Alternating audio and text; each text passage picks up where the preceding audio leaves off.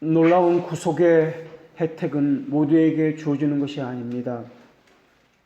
거기다 우리는 하나님께서 누구에게 은혜를 주셨는지, 그 수혜자가 누구인지 알 수가 없습니다.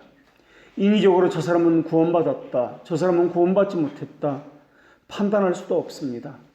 이러한 것들을 하나님의 비밀적 사역이다 라고 이야기합니다. 오늘 본문에서는 그것을 신비라는 단어를 사용해서 설명하고 있습니다. 비밀적이다 라는 단어를 생각할 때 우리는 두 가지를 염두에 두어야 합니다. 하나는 외적인 신비, 비밀이 있고, 또 하나는 내적인 이러한 신비, 비밀이 있다는 것입니다.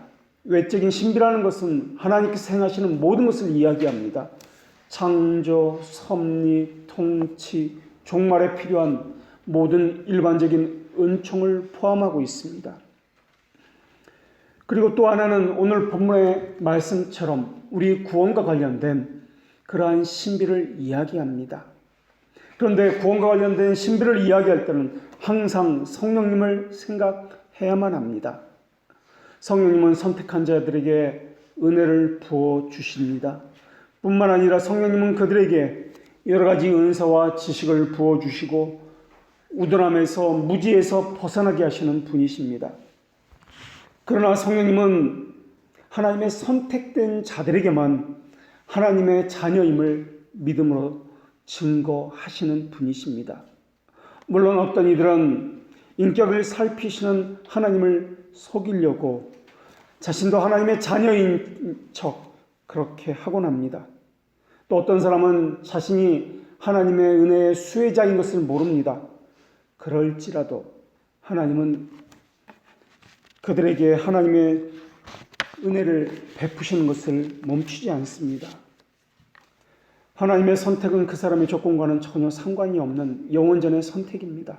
그래서 이것을 비밀과 관련되어 있다라고 이야기합니다. 그것을 오늘 본문에서는 신비라고 이야기합니다.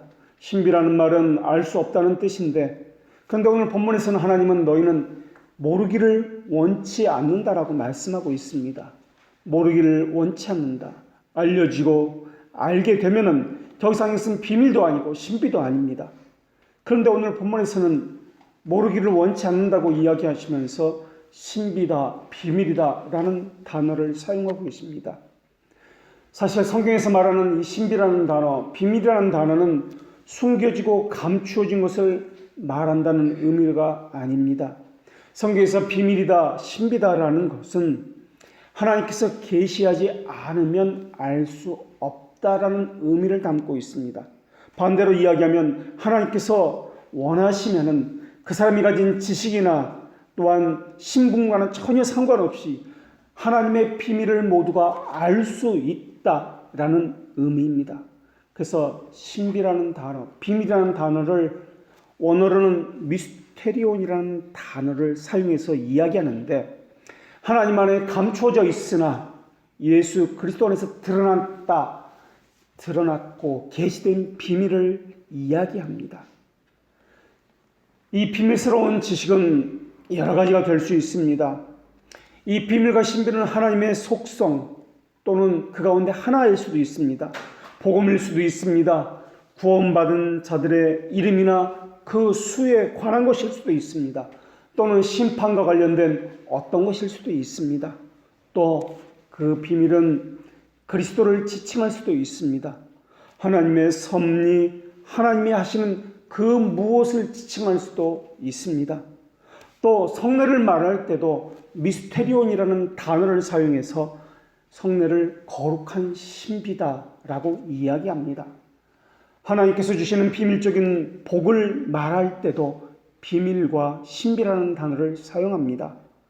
우리가 인정하든 인정하지 않든, 우리가 알든 모르든 하나님께서 우리에게 필요한 모든 것을 공급하고 계십니다. 비, 바람, 날씨, 자연은 물론이고 우리가 살아가면서 필요한 모든 것을 제공해 주십니다. 이러한 모든 것이 하나님의 섭리 가운데 있지만 우리는 그것을 인식하지 못하기 때문에 또한 감사하지도 않고 있습니다. 그러나 그것을 인식하든 또한 감사하든 감사하지 않든 이렇게 우리에게 주시는 것을 말할 때도 하나님의 비밀적 복이다라고 이야기합니다. 이렇게 신비라 비밀이다라는 미스테리론이라는 단어는 너무나 다양한 곳에서 다양한 의미로 사용되고 있습니다. 또한 신비라는 말은 계시와 지식을 강조할 뿐만 아니라 계시된 진리의 고귀성과 위대성을 이야기할 때도 이 말을 사용하기도 합니다. 또 오늘 본문에서는 이방인의 충만한 수가 들어오기까지 이스라엘의 더러운 우둔하게 되었다라는 말씀을 하면서도 이 신비라는 단어를 사용합니다.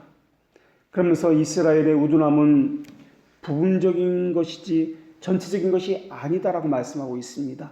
또 일시적인 것이지 최종적이 아니다라고도 말씀하고 있습니다.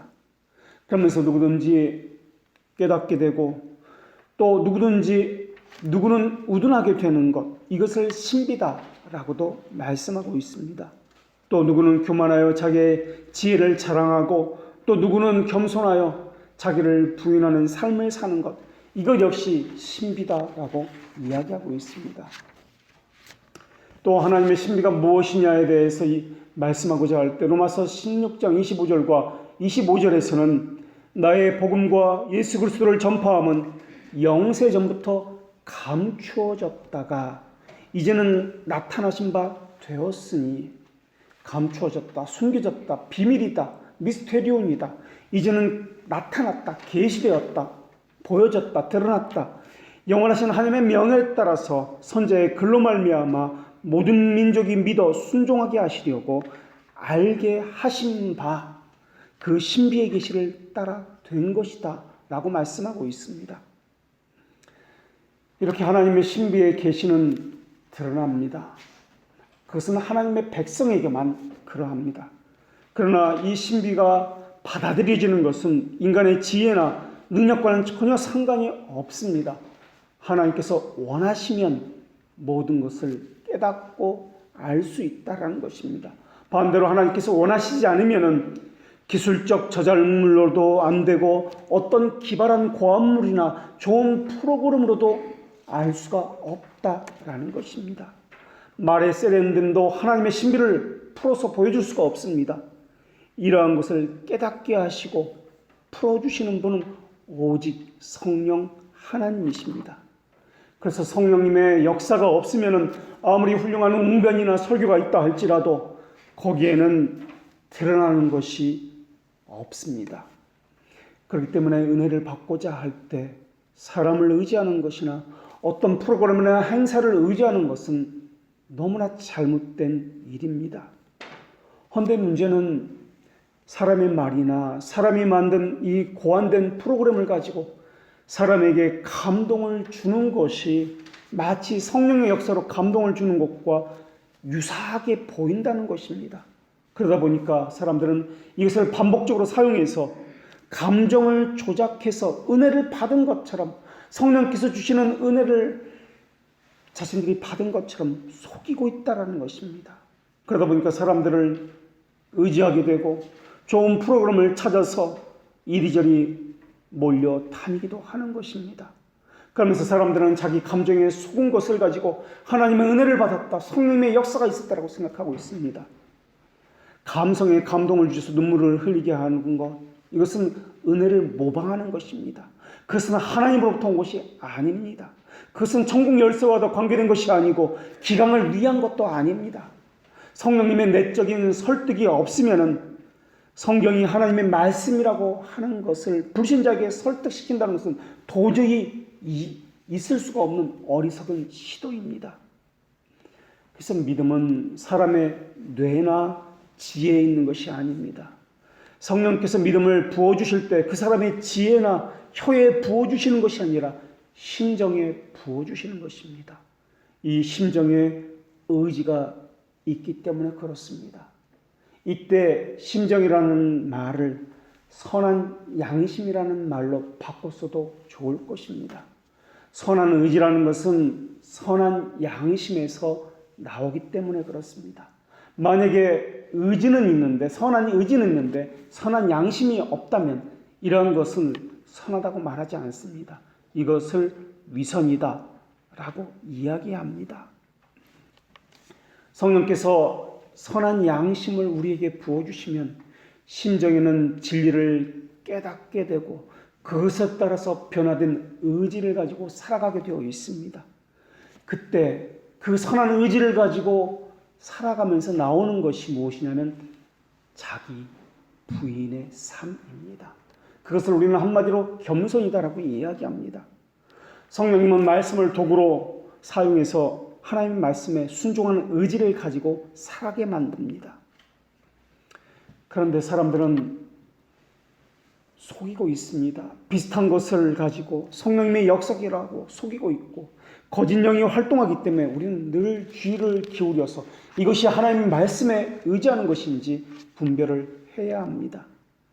이단들은 항상 자신의 체험, 자신의 신념, 사상 이러한 것을 하나님의 말씀이라 전하고 있습니다.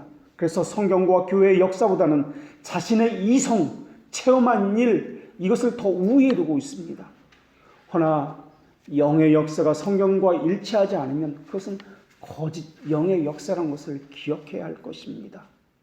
어떤 사람은 성경은 죽은 문자라고 비웃는 사람도 있습니다. 또 어떤 사람은 성경은 그 당시 이야기이기 때문에 지금 상황과는 맞지 않는다고 이야기하는 사람도 있습니다. 성경의 교리는 경멸되어지고 자신의 체험과 판단과 생각은 더 우월하다고 하는 사람들은 너무나 많이 있습니다. 수많은 체험을 했다 이렇게 알고 있는, 그래서 셋째 하늘에까지 올라간 그 바울의 모습을 보십시오. 그의 고백은 자신의 체험과 자신의 사상을 전한 것이 아니라 율법과 선제들이 전한 복음에 대해서 수십 번, 수백 번 강조하였습니다. 성령님은 복음의 교리를 우리 심정에 인을 치시는 분이십니다. 그런데 성령님은 성경의 말씀과 함께 역사하시는 분입니다.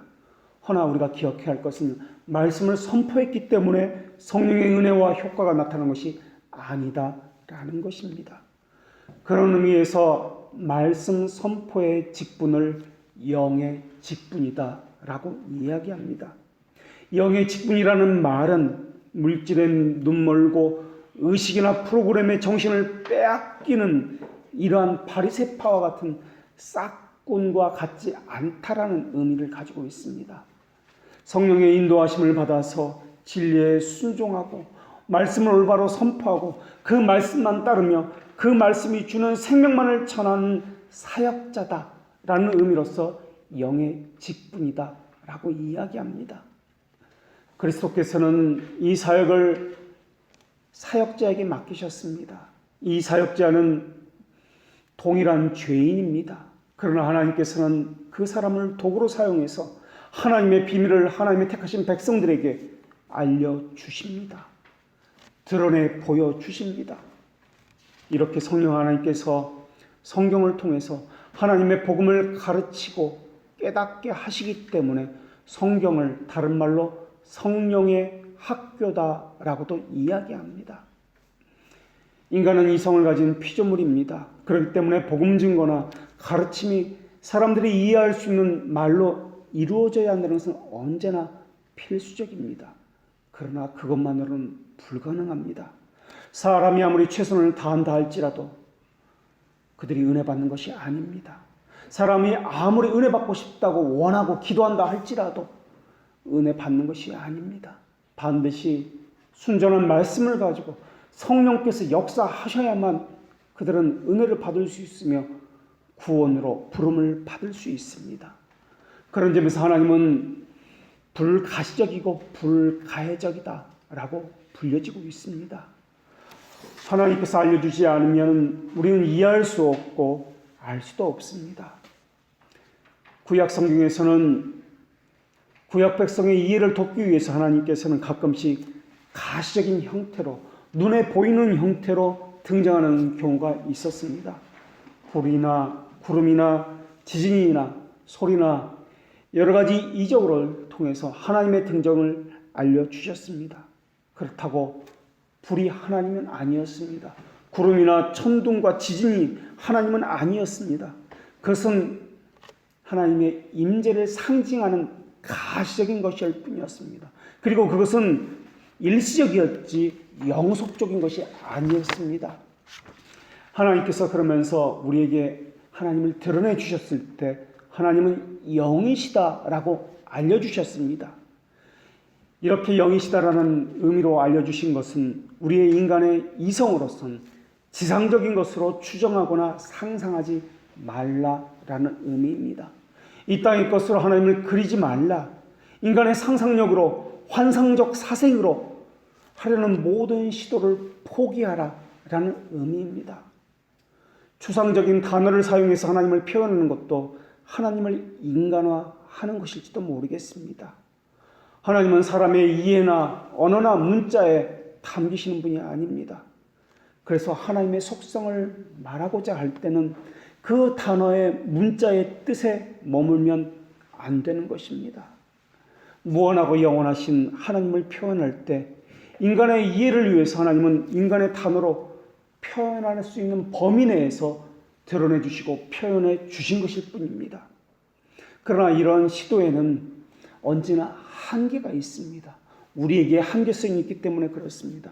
그래서 하나님을 이해할 때는 문자적인 의미보다는 그 단어가 말하고자 하는 수고적인 의미를 찾아야 합니다. 영이라는 표현은 모방하지도 말고 고안해내지도 말라는 의미입니다. 영은 가시적인 것이 아닙니다. 그러니까 가시적인 것으로 표현해내지 말라는 것입니다. 하나님은 일시적인 것 그리고 가시적인 것을 사용하였지만은 우리에게 그것을 잊어버리게 하기 위해서 그것을 모방하지 않게 하기 위해서 형상을 간직하지도 말고 그리지도 말라라고 명해 주신 것입니다. 불가시적 하나님을 가시적인 것으로 보이지 않는 영이신 하나님을 보이는 것으로 표현하는 것은 하나님을 사람의 이성 안에 가두어 놓는 것입니다. 하나님은 신비적이신 분입니다. 비밀적인 분이십니다.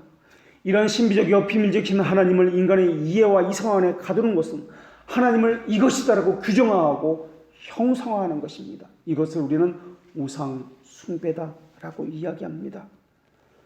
하나님은 감춰졌고 숨겨져 있기 때문에 사람들은 하나님을 오해하기 쉽습니다. 그릇되게 하나님의 말씀을 해석하고 있습니다.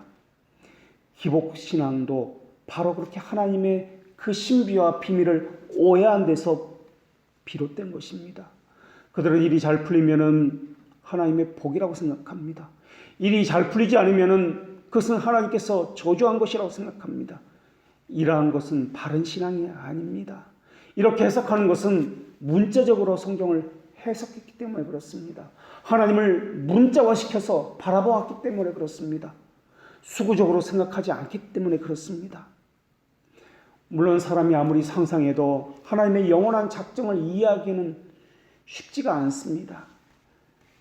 그러나 신비라는 단어, 비밀이라는 이 단어 외에는 하나님에 대해서 마땅히 표현할 단어가 없기 때문에 신비라는 단어를 사용하고 있는 것입니다. 더더욱 오늘 본문에서 말하고자 하는 구원받는 은혜에 대해서는 더더욱 그러합니다. 구원의 은혜는 우리가 원한다고 받을 수 있는 것이 아닙니다. 우리가 전한다고 듣는 이들이 그 말씀을 듣고서 깨닫고 회심하는 것도 아닙니다. 복음의 능력은 사람에게서 나오는 것이 아니기 때문에 성령님에게서 나오는 것이기 때문에 그렇습니다. 그래서 기독교와 미신의 차이는 드러낸 비밀인가 숨겨진 비밀인가의 차이입니다. 이단들은 언제나 자신들만이 옳고 참된 정통이다 이야기하면서 특별히 전수받은 사람에게만 전수되어진다라고 이야기하고 있습니다. 그래서 그들의 관심은 사람입니다. 그래서 그들의 관심은 방법입니다. 그들은 특별한 방법을 찾습니다. 특별한 사람을 찾습니다.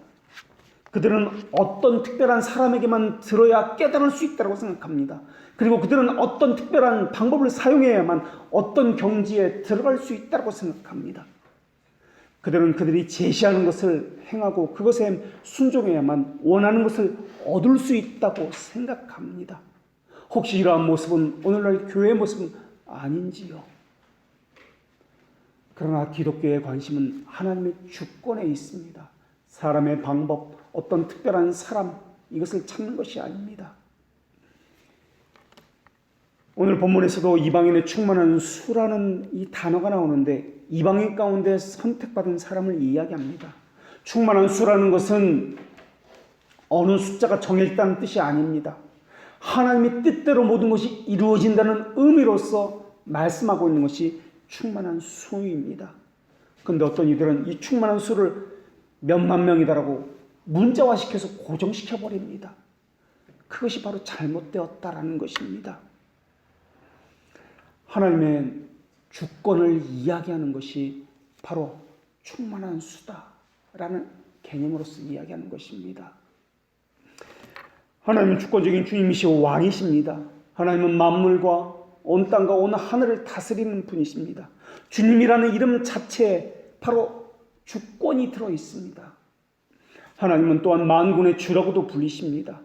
영적이고 육체적인 피조물 그리고 모든 군대가 하나님의 손안에 있기 때문에 하나님을 섬기고 있습니다. 주라는 호칭은 하나님의 수많은 호칭 가운데 하나입니다. 또 하나님은 유일하신 주권자라는 이름을 가지고 있습니다.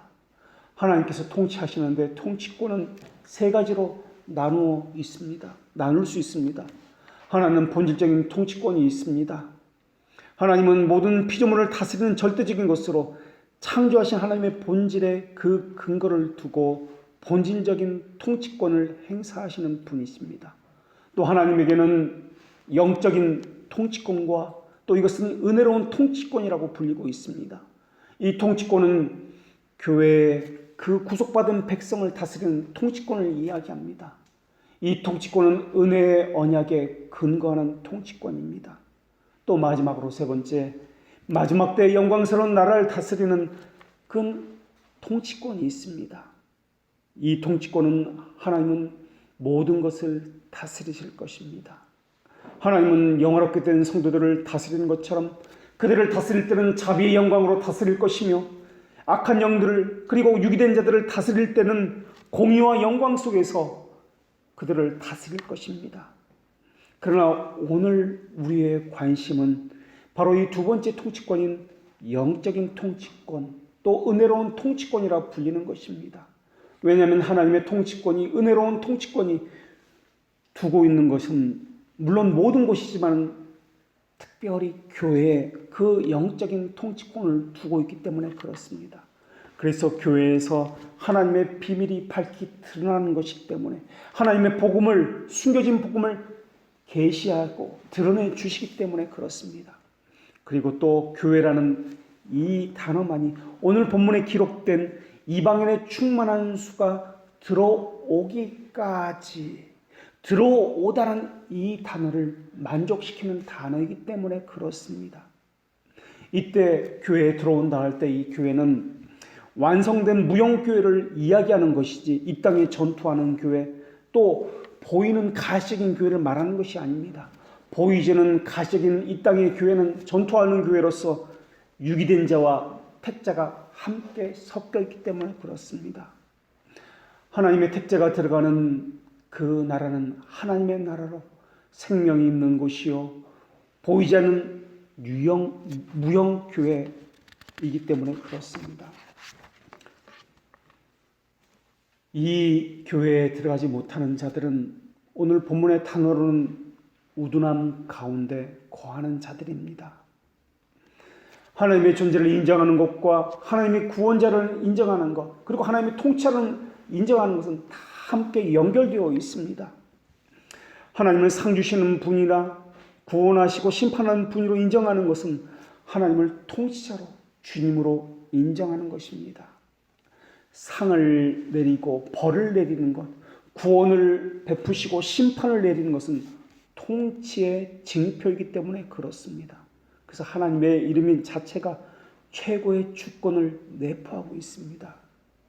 하나님을 통치자로서 가장 높은 주권자로서 생각하지 않고는 하나님을 하나님으로 생각할 수 없을 것입니다.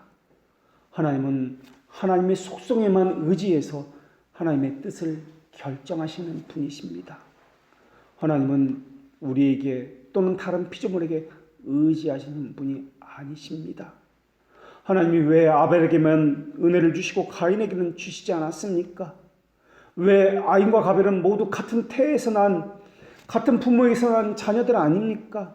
이 둘은 본질적으로 죄로 똑같이 물들지 않았습니까? 그런데 왜 하나님은 누구는 구원하시고 누구에게는 구원하지 않으셨단 말입니까? 그 이유는 하나님이 주권에 대해서 영원한 본을 앞으로 모든 세대에게 보여주시기 위해서였습니다. 하나님은 왜 아브라함에게 은혜를 베푸시고 그 아브라함을 우상 숭배를 했던 그 친척과 가족에서 분리시켜서 메시아가 뿌리가 되는 위엄과 존귀를 그에게만 부어주셨습니까? 왜 하나님은 하나님의 약속을 이삭에게만 한정시켜 주셨고 이스마엘에게는 확장시켜 주지 않았습니까? 하갈이 낳긴 했지만 둘 다 똑같은 아브라함의 자녀가 아닙니까? 또 사라가 죽은 뒤에 그들과 낳은 자식들이 있지 않습니까? 그 자식들 역시 아브라함의 자식들 아닙니까? 왜 하나님의 약속을 그들에게까지 확장시켜 주시지 않았습니까? 하나님의 자비가 부족해서였습니까? 사랑의 하나님이라 부르시면서 하나님의 손이 더 이상 거기까지 미치지 못해서 그렇습니까? 왜 하나님은 누구에게 구원을 베푸시고 누구에게는 구원을 베풀지 않으십니까? 한 집안에 왜 같은 자녀가 있는데 한 자녀에게는 구원을 베푸시고 한 자녀에게는 구원을 베풀지 않았습니까? 왜 그 부모에게는 구원을 베풀고 그 자녀에게만 구원을 베푸는 것입니까? 왜 남편은 구원받는데 그 아내는 구원받지 못하는 것입니까? 이에 대해서 그 누구도 하나님에게 따질 수가 없습니다. 그것은 하나님의 주권적인 뜻이기 때문에 그렇습니다. 이러한 모든 것을 신비다, 비밀이다 라고 이야기합니다. 그렇기 때문에 신비와 비밀은 하나님의 주권과도 또한 연결되어 있습니다. 왜 하나님은 타락한 천사에게는 회개할 기회를 주시지 않습니까? 왜 누구에게는 완악함이 제거되고 왜 누구는 회심하여 죽게 이끌림을 받지 못하는 것입니까? 하나님께서 하나님 기뻐하는 자들에게 하나님의 은혜를 주신 것도 하나님의 주권입니다. 하나님이 같은 물질로 어떤 부분은 별이라 이름 짓는 것을 지으셨고 왜 같은 물질로 어떤 것은 어두운 깊은 땅속에 숨어 들어가는 벌레를 지으셔야 했단 말입니까? 왜 하나님은 같은 물질을 가지고 한 부분은 영광스러운 사람을 만들어 주셨고 왜 같은 물질을 가지고 길가에 널려있는 흔한 돌을 만드신 것입니까? 그건 역시 하나님께서는 왕으로서 주권자로서 행하신 것입니다. 바로의 신하 가운데 술 맡은 관원장이 있었습니다. 이 사람은 복직되어서 존귀함을 입었습니다. 그러나 바로의 신하 가운데 떡 굽는 자는 사형 집행인의 손에 넘겨주어서 죽임을 당했습니다. 바로가 왕이었기 때문에 바로가 원하는 대로 행한 것뿐입니다. 하나님은 왜 바로에게 마음을 부드럽게 하는 은혜를 주시지 않고 강팍하게 내버려 두셨습니까? 왜 다른 사람에게는 마음을 부드럽게 하는 은혜를 주셨습니까? 이 모든 것이 하나님의 뜻이기 때문에 그렇습니다. 하나님께서 하고자 하시는 죄를 긍휼히 여기시고 하고자 하는 죄를 완악하게 하시기 때문에 그렇습니다. 이것은 하나님께서 주시는 혜택을 얻기 위해서 어떤 인간적 고함물을 가지고 하나님을 부추겨서 그것을 얻어낼 수 없다는 의미일 것입니다. 사람들은 자신이 무엇인가 열심히 하면 하나님을 기쁘게 해서 자신들이 원하는 것을 얻어낼 수 있다고 생각을 하고 있습니다. 이런 사상을 가진 사람들이 오늘날도 너무나 많이 있습니다. 그렇지 않습니다. 그것은 하나님의 주권과 통치권을 부인하는 것입니다. 하나님께서 믿음의 은혜를 주실 때는 성령께서 강권적으로 그 일을 행하십니다. 성령께서 행하시는 일은 우리를 그리스도에게 연합시키시는 일을 행합니다. 그것을 다른 말로는 구원받은 믿음을 우리에게 심어주신다라고 이야기합니다. 성령 하나님의 사역은 그리스도의 구원 사역을 우리에게 적용시키는 일을 하십니다. 그것으로 그리스도의 비밀을 깨닫게 하시는 일을 하는 것이 성령입니다. 그래서 믿음을 가리켜서 성령님의 비밀적 사역이다라고 이야기합니다. 그러나 믿음의 결과인 회개를 통해서 우리가 믿음이 가졌다는 것을 인지할 수 있게 하시는 것도 성령 하나님이십니다. 회개를 통해서 성령께서 우리 안에 비밀적으로 믿음을 주셨다라는 것을 증거를 얻게 하십니다. 그것을 인지한 자는 반드시 믿음의 결실인 성화의 삶을 살게 되어 있습니다. 성화의 삶이라는 것은 중생된 자들을 향해서 새로운 피조물이 되었다라고 이야기하는데, 새로운 피조물이 된 그 사람들이 사는 삶의 방식을 성화라라고 이야기합니다. 거룩이다라고 이야기합니다. 그래서 성령님의 주된 내적인 사역은 선택된 자들에게 믿음을 심어 주시는 일을 합니다. 믿음을 심어 주실 때, 믿음이 심어지면 하나님을 아는 지식도 부어지게 됩니다. 그리고 자신의 삶에서 하나님의 어떠하심을 깨닫기 시작합니다. 성령님은 중생의 저자라고도 불리십니다. 그래서 중생케 된 자들은 새로운 피조물이 되어서 새로운 지식을 가지고 새로운 감정과 새로운 의지를 가지고 삶을 살게 됩니다. 그래서 성령님을 선행의 저자라고도 이야기합니다. 새로운 피조물이 되어서 거룩의 삶, 성화의 삶을 살게 하셨기 때문에 그렇습니다. 또 성령님을 믿음의 창시자라고도 이야기합니다. 성령님께서 믿음을 강화시키기 때문에 그렇습니다. 그리스도께서 성취한 복음을 하나님의 자녀에게 적용시키시는 분도 성령님이십니다. 그래서 성령님의 주된 사역은 믿음을 우리에게 심어주시는 일을 하십니다. 또 성령님을 믿음을 통해서 은혜를 깨닫게 하시기 때문에 내적 교사다라고도 불리기도 하며, 또 우리의 기도를 돕는다 해서 기도를 돕는 교사다라고도 불리기도 합니다. 하늘의 증인인 물과 피에 대한 증거를 우리 심정에 인각시키는 분도 성령 하나님이십니다. 그리스도의 죽음의 열매를 우리 안에 부어주시는 분도 성령 하나님입니다. 죄들의 용서는 그리스도의 보혈로 말미암습니다. 그리고 성결케 되고 정결케 되는 것도 그리스도의 보혈로 말미암습니다. 그래서 그리스도의 보혈은 사랑의 증거라고 불리며, 그 증거는 그리스도의 죽음으로써 사랑이 우리에게 보여진 것입니다. 죄들의 용서함은 그리스도의 죽음으로써 우리에게 보여진 것입니다. 이것을 성령께서 깨닫게 해주시는 것입니다. 이것을 어떤 사람은 가리워졌습니다. 그러나 어떤 사람에게는 이것이 보여지고 깨달아졌습니다. 이 모든 것이 성령께서 하시는 것입니다. 그래서 신비다, 비밀이다 이야기할 때는 하나님의 통치권도 이야기해야 하지만 그리스도의 보혈도 이야기해야 하며, 또 성령께서 이것을 우리에게 인치시는 믿음과 관련시켜서 성령님의 사역도 이야기해야 하는 것입니다. 죄들의 용서, 이것은 우리를 의롭다 여겨주시는 칭의를 이야기합니다. 그래서 칭의를 다른 말로 사랑의 시작이다 라고도 불립니다. 이 칭의를 하나님께서 택하신 사람들에게 적용시키시는 분이 성령 하나님입니다. 그래서 믿음이 부어진 사람들은 반드시 참된 교회를 찾게 되어 있습니다. 참된 교회에서 순전한 말씀을 듣지 않으면 성령께서 역사하지 않기 때문에 그렇습니다. 그래서 구원의 시작을 죽음에서 생명으로 옮겨졌다 해서 부활과 같다라고도 이야기합니다. 부활에 인해서 죽었던 자가 살아나고 의가 회복되고 생명이 살아났기 때문에 그러합니다. 그래서 그들은 교회에 나와서 새로운 의지를 가지고 새로운 지식을 얻고 새로운 시작을 하게 됩니다. 그들은 죄들의 용서함을 받았기 때문에 그러합니다. 그래서 교회의 첫 관문은 죄들의 용서입니다. 하나님 나라에 들어가는 첫 관문은, 자격은 바로 죄들의 용서인 칭의입니다.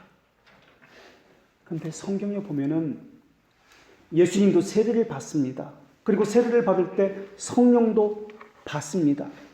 이것은 어떤 사람들은 예수님의 세례를 받을 때 성령을 받았기 때문에 그때 비로소 성령이 임했다, 그때 비로소 하나님의 되었다, 하나님의 아들이 되었다라고 이야기합니다.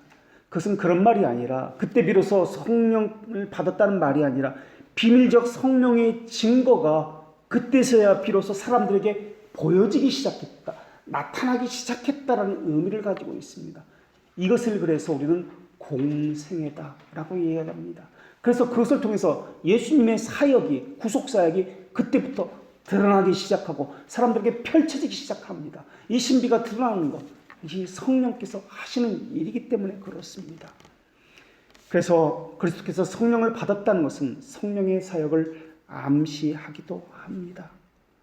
그리스도께서 성령을 받았다는 것은 또한 우리를 하나님과 연합하게 하며 영원한 기업에 대한 소망을 갖게 하기 위함이었습니다. 성령님의 교통으로 인해서 하나님의 부성애와 그리스도의 은총을 누리게 하기 위함이었습니다. 그래서 성령님을 성화시키는 영이다 라고도 불리는데, 이 말은 우리를 죽음에서 생명으로 소생시키시고 우리 안에서 생명의 씨앗이 자라게 하고 뿌리를 내리게 하고 열매를 맺게 한다는 의미에서 성화시키는 영이다 라고도 이야기합니다. 성령님은 또한 택자의 심정 속에 하나님의 사랑을 부어주시는 분입니다. 성령님은 또한 우리 성결의 영이라고 불리시는데 우리를 거룩하게 하시기 때문에 그렇습니다. 그리고 우리로 하여금 복음에 대한 신앙으로 우리를 조명하실 때 우리에게 만족할 만한 증거를 갖게 하시기 때문에 성결의 영이다라고 이야기합니다. 그래서 그 증거를 가진 사람은 기뻐하기도 합니다. 또 그 증거를 가진 사람은 자신을 돌아보아서 죄를 보고서 죄를 회개하기도 합니다. 또 회개함으로써 나와 하나님께서 함께 하셨다는 그 증거를, 만족할 만한 증거를 갖습니다. 이 모든 것들이 성령님께서 하시는 것입니다. 그래서 성령의 교통이라는 말은 성령님만이 선함의 보고다, 창고다, 이것을 인식하도록 알리신다라는 의미를 가지고 있습니다. 성령님께서는 그 하나님의 은혜의 창고에서 믿음의 분량에 따라 각자에게 하나님의 은혜를 나눠주시고 있습니다. 하나님의 사랑을 우리 심정에 부어주시고 있습니다.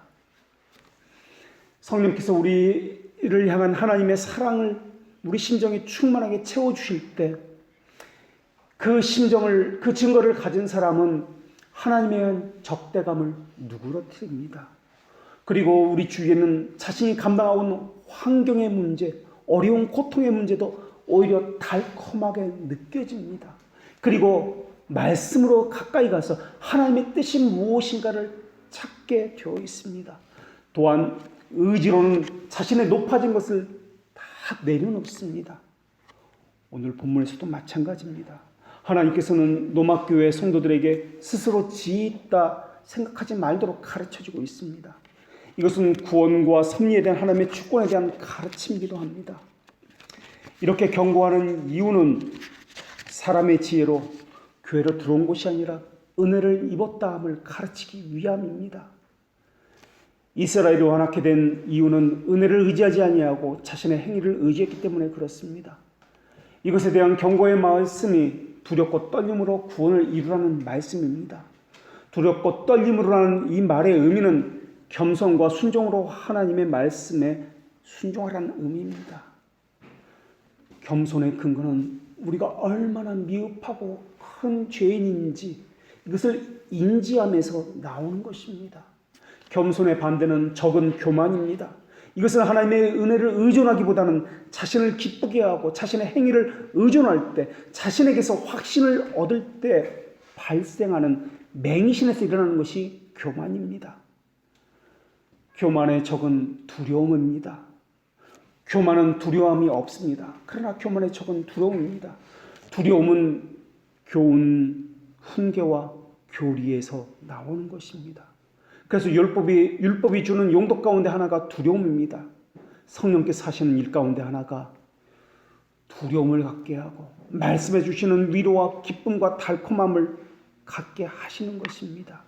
그래서 성령께서 하나님의 말씀의 교훈을 사랑하게 하기 위해서 그렇게 하시며 또 자비로운 하나님 아버지에게 관심을 두게 하기 위해서 그렇게 하시는 것입니다. 게으름이라는 것은 우리 육체의 부패성에서 나오는 것입니다. 이것을 떨쳐버리게 하기 위해서 성령께서는 율법을 생각나게 하시고 두렵고 떨리게 하시는 것입니다. 두렵고 떨림으로 갖게 된 믿음의 확신은 어떤 불행을 경험한다 할지라도 하나님으로부터 온다는 확신과 담대함을 갖게 될 것입니다. 그래서 우리는 은혜를 받을 때 우리 인격의 양면성을 보게 됩니다. 하나는 죄의 지금을 지고 가련하게 불결한 상태에서 살아가는 자신의 모습을 볼 때 비참함을 느낍니다. 그러면서 동시에 하나님께서 우리를 부르셨다, 성령께서 함께 하신다라는 이것 때문에 그분의 부르심의 고귀함을 가지고 그 자부심을 가지고 살게 되는 것입니다. 아버지 하나님에게 순종하는 것은 우리의 영의 일이고 주님께 헌신하는 것은 두렵고 떨리는 일입니다.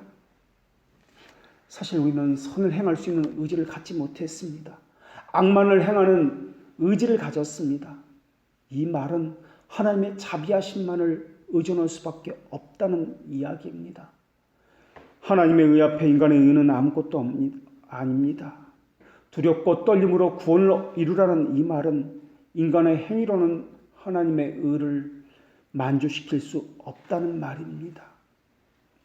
그래서 두렵고 떨림으로 구원을 이루고자 하는 그리스도인은 다른 사람의 교만보다 자신의 교만을 잘 발견하는 사람입니다. 그래서 그 사람은 자신의 말과 행실보다는 다른 사람의 말과 행실을 좋게 여기는 경향을 가지고 있습니다. 그리고 자신은 이 세상에서 최고의 죄인이라고 생각하며 자신보다 더 교만한 사람이 없다라는 이런 생각을 가지고 있습니다.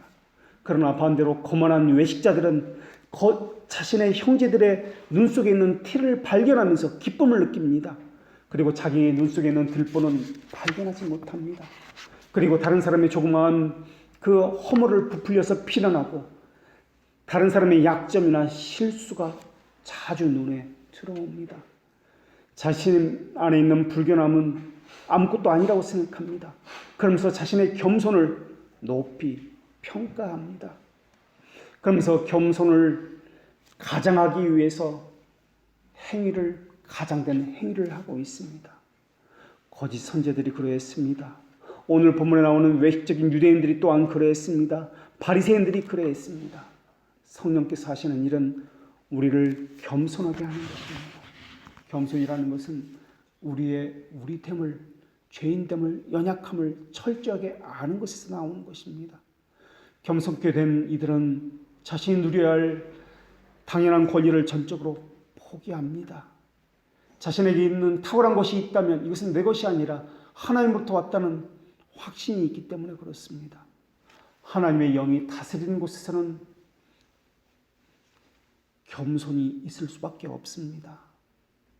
사람은 언제나 내부의 교만으로 부풀어 오릅니다. 그래서 하나님의 말씀 앞에 늘 자신을 비춰보아야 합니다.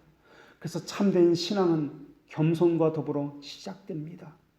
하나님의 멍에를 매기까지는 겸손은 형성되지 않았고 또 겸손에 익숙해질 수도 없습니다. 성령님께서는 하나님의 손으로 친히 하나님의 백성의 마음을 낮추십니다. 이것을 세상에서 그들의 처지를 낮추셨다라고 이야기합니다. 그래서 어떤 사람은 특별한 환난을 당하기 때문에 마음이 낮춰진 사람도 있습니다. 또 어떤 사람은 빈곤함 때문에, 환경적인 어려움 때문에, 물질의 부족 때문에 마음이 강제적으로 낮춰진 사람도 있습니다. 어떤 사람 몸의 연약함 때문에 강제적으로 낮춰진 사람도 있습니다.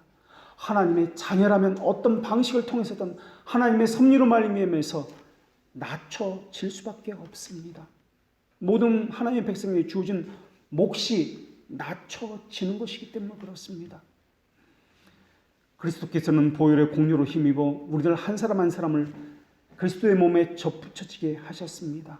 그리고 거기서 그리스도의 생명을 부여받으며 살게 하셨습니다. 그리스도의 성육신 자체가, 그리스도의 죽음 자체가 이미 겸손과 낮아짐의 모범이었습니다. 그러나 인간의 교만은 하나됨을 파괴합니다. 그리스도의 낮아짐은 이 세상을 하나되게 하고 죽었던 것을 살리는 역할을 하건만 교만은 살리는 것을 파괴하고 또한 죽이고 있습니다. 아직 아름다운 연결이 회복되려면 많은 시간이 필요할 것입니다. 그러나 주님은 교회를 통해서 하나된 생명이 무엇이며 부활이 무엇이며 완전히 회복된 선취적 모습이 무엇인지를 보여주고 계십니다. 그래서 예수님의 몸에 접붙여서 한 살 한 뼈를 이루었으며 한 교회 한 목자 아래서 한 말씀 안에서 한 주를 섬기며 한 믿음으로 살고 있는 것입니다. 접붙임의 능력도 성령님에게 있습니다. 우리를 겸손하게 하실 능력도 오직 하나님에게만 있습니다. 우리를 하나 되게 하는 능력도 하나님에게만 있습니다. 그리스도를 모든 것이라 삼고 있는 것은 겸손으로부터 나오는 것입니다. 믿음은 우리를 부인하게 합니다. 믿음을 갖게 되면 낮아지는 마음으로 도달하게 됩니다. 낮아진 마음이 말하고자 하는 것은 모든 것을 하나님의 기쁘신 뜻대로라는 의미입니다. 믿음은 하나님의 값없는 은혜와 연결되어 있습니다. 하나님의 값없는 은혜는 하나님의 의지에서 비롯된 것입니다. 내 원대로 마옵시고 아버지의 원대로 하옵소서. 이것이 바로 자기를 부인하는 겸손입니다. 하나님의 영광이 믿음 속에 부어진 자들은 자신의 낮아짐을 즐거워하고 하나님의 은총과 값없는 은혜를 귀하게 여깁니다. 그 사람은 하나님의 이름 때문에 자신의 낮아짐과 경멸당함, 멸시도 만족합니다.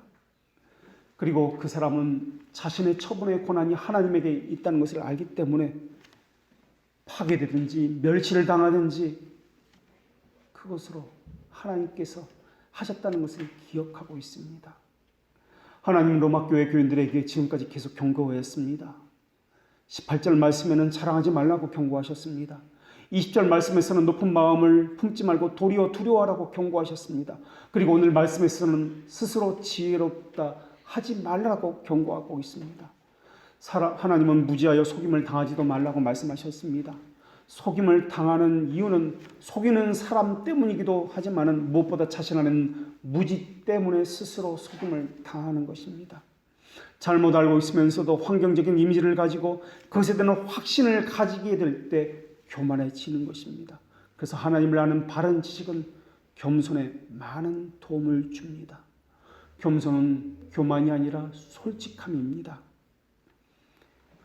로마 교회에 있는 이방인들과 유대인들은 하나님의 목적 아래서 서로에 대한 자기 위치를 잘 알고 있었다면 아무것도 자랑할 것이 없었을 것입니다.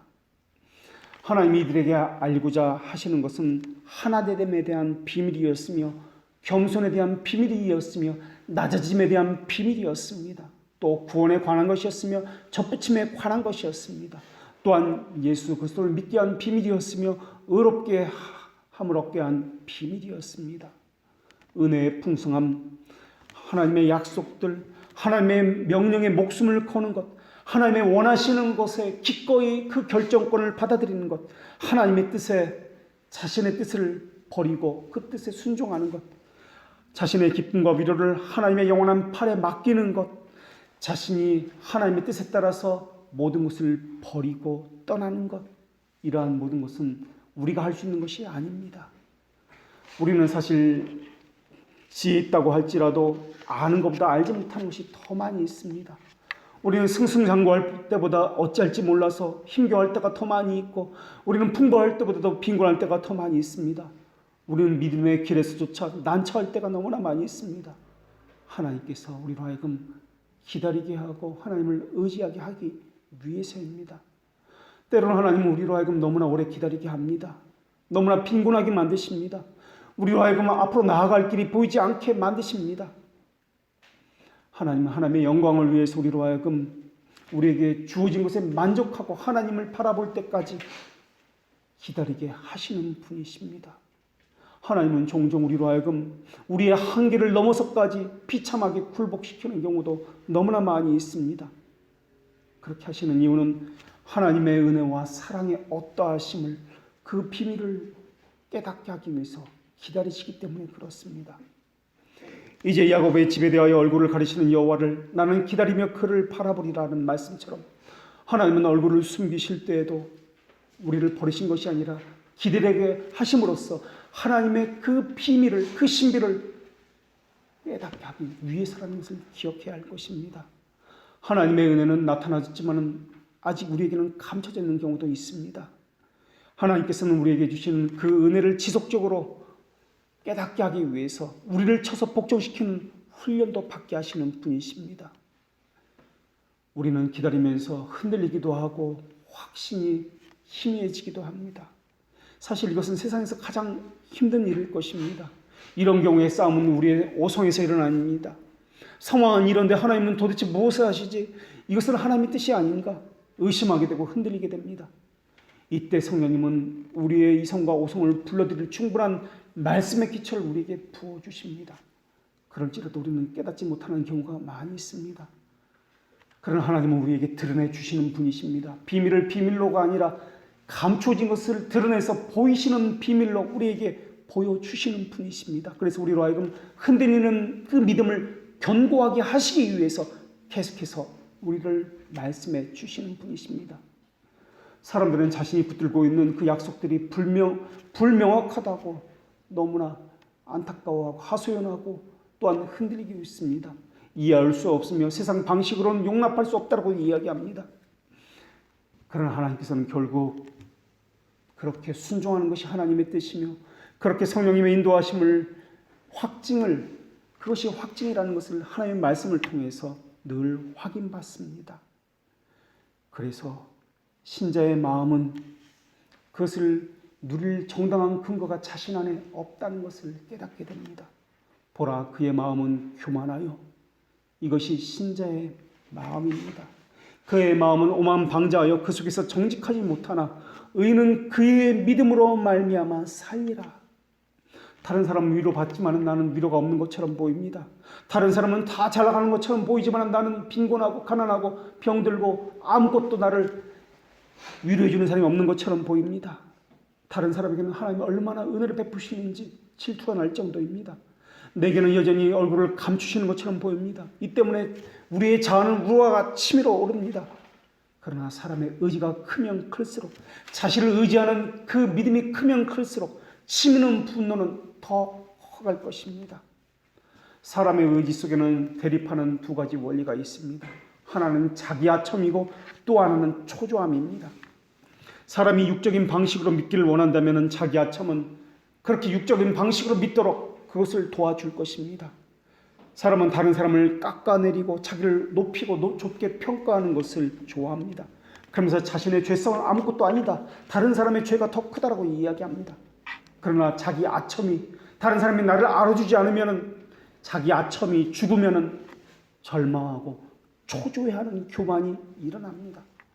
특히 현재에 대한 확신, 하나님의 통치권자라는 그 확신이 사라질 때 더더욱 그러합니다. 평안을 유지한다고요? 잠잠히 하나님을 기다린다고요? 이것은 가장 큰 자기 부인이 될 것입니다.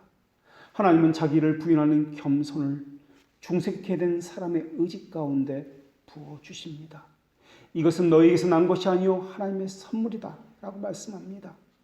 그런 의미에서 구원, 부르심, 자기를 부인하는 겸손, 그리고 하나님의 행하신 이 성령님의 모든 내적인 사역들 모두가 신비와 비밀로 불려야 할 것입니다. 우리 주위에는 성경이 계시되었고 밝히 드러났는데도 불구하고 깨닫고 보고 죽게 나온 사람보다 깨닫지 못하는 사람, 보지 못하는 사람이 더 많이 있습니다. 이스라엘의 남은 자는 선택을 받아서 깨달아 죽게 나왔는데 어떤 이들은 여전히 우둔한 채 그 자리에 남아 있습니다. 이 우둔함은 어쩌면 영원히 되돌리지 못할지도 모르겠습니다. 긍휼하심을 입은 자는 하나님의 진노에서 돌이켰으나 우둔한 자는 하나님의 심판의 대상이 될 수밖에 없습니다. 아직도 하나님의 심판의 두려움을 모르는 이들이 우리 주위에는 너무나 많이 있습니다. 기억하십시오. 아직도 그 우둔함을 가지고 있는 이들이 우리 집안에 있다는 사실입니다. 우리 주위에도 아직도 그 우둔함 가운데 머무는 이들이 너무나 많이 있다는 사실입니다. 지금 생각나는 바로 그 사람입니다. 기도하겠습니다.